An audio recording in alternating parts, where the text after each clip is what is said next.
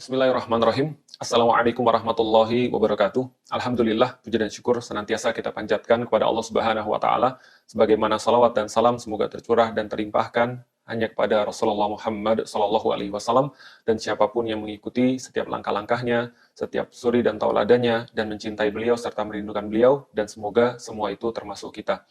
Alhamdulillah, teman-teman sekalian, saudara rahmati Allah, sekarang tahun 2023 dan kita masih menyaksikan konflik yang ada pada saudara-saudara kita di bumi Palestina, di sebuah tempat yang Allah berkahi, yang Allah sampaikan di dalam Al-Quran, bahwasanya lingkar-lingkarnya pun mengandung sebuah keberkahan, apalagi orang-orang yang berada di dalamnya, yang sedang berjuang, mereka juga pastilah berada di dalam keberkahan itu. Teman-teman sekalian, saudara rahmati Allah, dan ini semua mengingatkan saya pada tahun 2009, ketika pertama kali saya secara pribadi benar-benar mulai memperhatikan permasalahan yang ada di Palestina.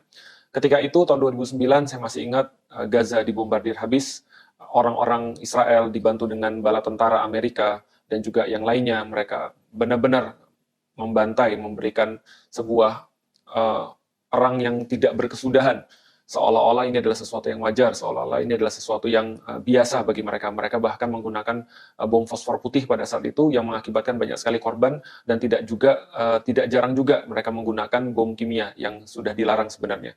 Ketika saya menyaksikan itu semua, yang saya rasakan adalah putus asa. Tahun 2009, pertama kalinya memperhatikan tentang permasalahan Palestina, kemudian saya merasa putus asa karena tidak ada sesuatu yang saya bisa perbuat selain menyaksikan mereka di televisi, menyaksikan mereka di pemberitaan-pemberitaan di internet, dan semua berita-berita itu tidak menambah kecuali keputusasaan pada diri saya. Yang saya bisa lakukan waktu itu, saya ingat cuma bisa menangis, dan 2 hari saya nggak makan pada saat itu. Kenapa? Karena tadi kita merasa bahwa apapun yang kita lakukan kayak nggak berpengaruh, apapun yang kita coba untuk suarakan kayak nggak ada gunanya.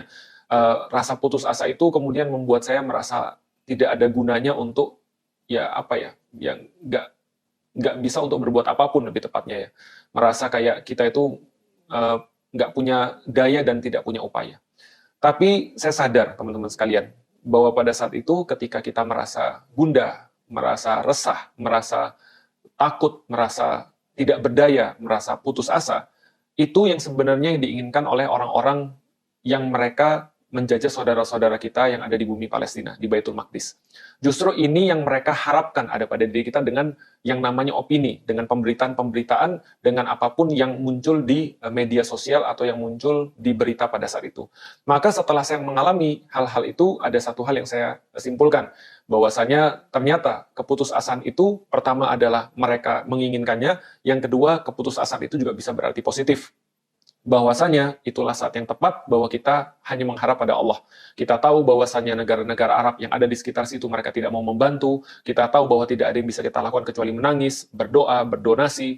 Kita tahu juga bahwasanya apapun yang kita lakukan justru seolah-olah menjadi salah. Pada saat itu kita juga tahu ternyata Israel tidak berhenti-berhenti mendapatkan dukungan, misalnya dari Amerika dan juga dari negara-negara yang lain. Maka itu semua mengarahkan kita pada cuma Allah yang kita punya. Dua itu membangkitkan saya, kemudian membuat saya untuk cari tahu tentang apa yang terjadi sesungguhnya di Palestina, lalu kemudian mencari akar masalahnya, sampailah kemudian saya bisa membuat satu narasi yang tepat bagaimana menjelaskan tentang permasalahan Palestina pada orang-orang yang lain. Itu yang terjadi pada 2009. Lalu bersambung ketika 2022, ketika itu saya mendapatkan sebuah kelas, sebuah pengajaran, alhamdulillah dari Profesor Abdul Fattah El-Awaisi. Di situ kemudian beliau menyampaikan kepada kita semua, ada satu tahapan yang sangat penting yang menjadi tahapan awal sebelum kita berbicara tentang perjuangan untuk membebaskan atau futuhat kepada tanah Baitul Maqdis yang kita cintai, tanah Palestina. Beliau mengatakan, liberation of mind is before liberation of land. Jadi dia katakan bahwa pembebasan pemikiran itu lebih dahulu dan lebih utama daripada pembebasan tanah. Maksudnya seperti apa? Maksudnya adalah kalau kita berbicara tentang penjajahan yang ada di bumi Palestina oleh Israel, semua itu tidak diawali kecuali oleh penjajahan pemikiran terlebih dahulu. Kerusakan yang mereka buat yang bersifat fisik itu tidak lain didahului oleh kerusakan yang mereka buat di dalam kepala-kepala kaum muslimin. Misalnya dengan cara seperti apa? Misal, mereka menanamkan pemikiran-pemikiran untuk memisahkan muslim yang satu dengan muslim yang lainnya.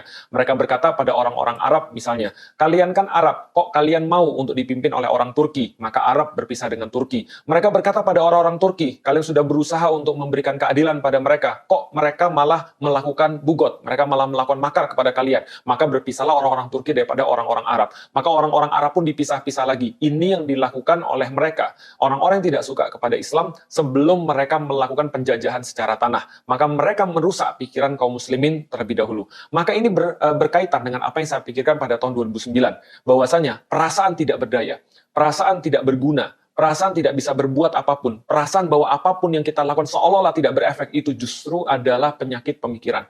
Maka betul, pembebasan pemikiran itu lebih dulu daripada pembebasan tanah. Maka kita tidak bisa lanjut pada pembebasan tanah apabila kita belum selesai dengan pikiran kita. Misalnya seperti apa? Lalu kemudian kita bisa lihat, ketika pertama kali tanah Palestina itu diberikan kepada penjajah Israel oleh Inggris, maka orang-orang Inggris lewat kemudian agen-agen mereka, yang tentu saja mereka mendapatkan pemikiran ini daripada orang-orang Yahudi yang tidak suka dengan Islam, mereka berusaha untuk mengatakan bahwasanya ini bukan urusan kaum muslimin, ini bukan urusan agama, ini bukan urusan daripada akidah, tapi ini adalah urusan hanya orang-orang Arab saja. Ini mainnya bukan di fisik, tapi mainnya di pemikiran. Ini bukan urusan kalian kok, ini bukan urusan antara Yahudi dan Islam, ini bukan urusan agama kok, ini bukan urusan akidah kok, tapi ini hanyalah urusan orang-orang Arab. Ini hanyalah urusan orang-orang di sekitar situ saja. Maka diperkecillah dari urusan Muslim menjadi urusan orang-orang Arab. Lalu dari urusan orang-orang Arab, lalu dikatakan ini hanya urusan Palestina aja kok, bukan menyangkut orang-orang Arab. Jadi kalau orang-orang Arab nggak perlu ikut campur. Ini cuma urusan Palestina aja. Diperkecil lagi. Awalnya dari urusan kaum muslimin seluruh dunia, lalu kemudian hanya pada orang-orang Arab, lalu diperkecil pada hanya urusan Palestina. Dan sekarang diperkecil lagi mereka berusaha. Dengan cara apa? Mereka mengatakan bahwa ini hanya urusan politik aja. Ini hanya urusan masalah tanah saja. Urusan terorisme saja. Ini bukan berkaitan dengan agama. Ini bukan berkaitan dengan apapun. Ini hanya urusan politik aja, hanya urusan terorisme aja. Diperkecil lagi. Nah, apa efeknya? Efeknya teman-teman sekalian. Kalau seandainya ini adalah urusan Muslim, maka urusan mereka dengan seluruh dunia Islam. Maka Indonesia terkait di situ. Maka orang-orang mazhab apapun terkait di situ. Maka siapapun mereka, asal mereka Muslim, maka mereka harus peduli di situ. Lalu diperkecil lagi dengan urusan misalnya Arab, maka orang-orang Indonesia mulai keluar dari situ. Ya sudah, ini urusan Arab. Yang peduli hanya Mesir, yang peduli hanya Yordan, yang peduli hanya Irak, yang peduli hanya misalnya apa? Semua negara-negara yang terkait di situ, Turki.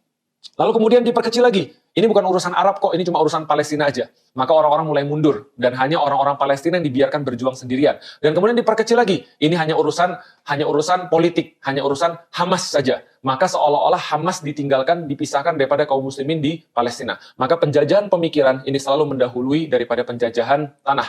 Orang-orang yang mereka sekarang mereka membela orang-orang justru Yahudi. Mereka tidak bisa membedakan siapa yang penjajah dan siapa yang dijajah. Mereka tidak bisa membedakan mana korban dan mana yang diadab. Maka inilah orang-orang yang isi kepalanya sebenarnya bermasalah. Bukan dari fisiknya, tapi isi kepalanya terlebih dahulu. Karena itulah kita harus selalu sadar dan kita harus selalu tahu bahwasanya ini utamanya adalah memang urusan yang diperintah oleh agama. Dan agama kita adalah agama Islam yang mengatur seluruh urusan. Yang mengatur urusan politik, yang mengatur urusan ekonomi, yang mengatur urusan budaya, yang mengatur urusan apapun. Maka problem yang ada di Palestina, first and foremost, ini adalah urusan agama. Urusan seluruh kaum muslim.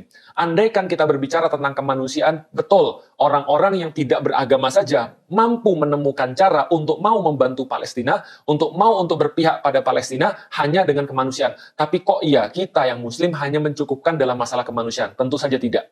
Maka Salahuddin Al-Ayyubi, maka Nuruddin Zanki, maka Umar bin Khattab, beliau semua menjadikan ini adalah permasalahan agama. Ini adalah permasalahan bagian daripada akidah. Ini adalah mencontoh dan mengikuti jejak Rasulullah Muhammad SAW untuk senantiasa memperhatikan dan senantiasa mengetahui tentang urusan Baitul Maqdis atau tanah yang diberkahi atau yang sekarang kita kenal dengan nama Palestina. Ini adalah urusan agama bagi mereka.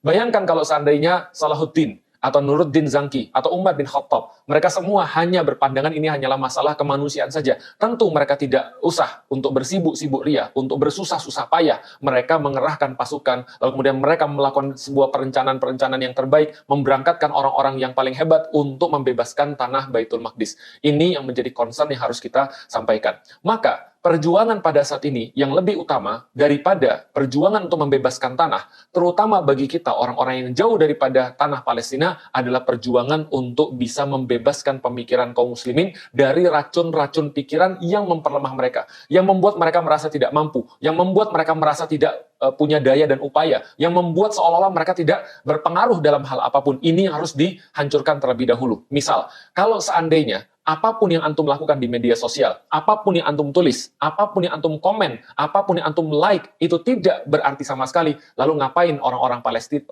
lalu ngapain orang-orang Israel menggunakan buzzer-buzzer mereka, lalu kemudian mengerahkan harta-harta mereka yang sangat banyak dan hampir tidak ada batasnya itu untuk mereka meredam, untuk mereka mencoba agar setiap orang-orang yang posting tentang pembelaan terhadap Palestina, itu semua diminta untuk diam dan justru berpihak kepada Israel. Untuk apa mereka melawan itu semua? Kalau seandainya apa yang antum lakukan di media sosial itu nggak ada artinya.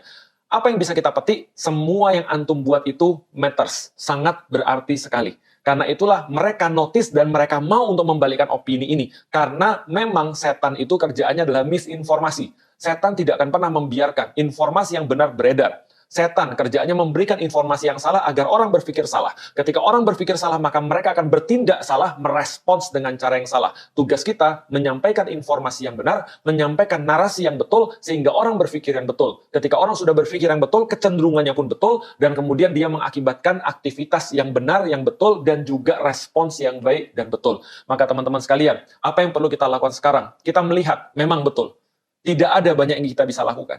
Selain air mata, doa, donasi, tidak ada yang bisa banyak kita lakukan. Tapi ini adalah hal yang terpenting. Tanpa tahapan ini berlalu, maka tidak ada tahapan-tahapan setelahnya. Profesor Abdul Fattah Al-Awaisi kemudian menyampaikan kepada kita hasil 40 tahun risetnya, bahwa inilah yang harus dilakukan terlebih dahulu. Pemberian ilmu, pemberian pengetahuan, pemahaman, sebuah tata cara yang betul untuk meyakinkan kepada orang-orang, menyingkirkan setiap racun-racun pemikiran-pemikiran, menyingkirkan setiap hal-hal yang masih menggelapi akal kita, sehingga kita tidak bisa untuk berpikir, bertindak, dan merespons yang benar, yaitu adalah membebaskan pemikiran kita dari segala sesuatu yang bukan Islam. Sudah saatnya kita untuk kembali belajar, membuka buku-buku kita, mendalami referensi-referensi kita, mendengarkan kembali kajian-kajian tentang Baitul Maqdis, mendengarkan kembali bagaimana Rasulullah Shallallahu Alaihi Wasallam beliau merencanakan, beliau mengeksekusi rencana itu dengan sabar, dengan hati-hati, dan tidak terburu-buru. Bukan berarti kita menyalahkan orang-orang yang mereka berperang dengan harta dan nyawa mereka. Bukan berarti kita menganggap kecil perjuangan Hamas. Tidak sama sekali. Perjuangan mereka adalah perjuangan yang sangat tinggi, yang kita iri, yang kita belum bisa untuk mencapai setinggi itu. Hanya saja yang perlu kita ingatkan pada seluruh kaum muslimin, fakta yang ada di depan mata kita. Betapa banyak kita terpecah di dalam urusan ini. Betapa banyak kita berbeda dalam urusan ini. Padahal kita sama-sama muslim, menandakan satu hal yang pasti, yaitu adalah bahwasanya racun-racun pemikiran itu, bahwasanya belenggu-belenggu pemikiran itu masih ada di dalam kepala kita. Dan itulah kita mesti untuk membebaskan pikiran-pikiran kita, membebaskan kepala kita, sebelum kemudian kita membebaskan tanah yang Allah berkahi itu. Mudah-mudahan Allah memberikan kita kesempatan untuk belajar, memberikan kita kemudahan untuk memahami, sehingga kita bisa berjuang dengan ilmu yang diberikan dan dicontohkan oleh Rasulullah dan para sahabatnya. Assalamualaikum warahmatullahi wabarakatuh.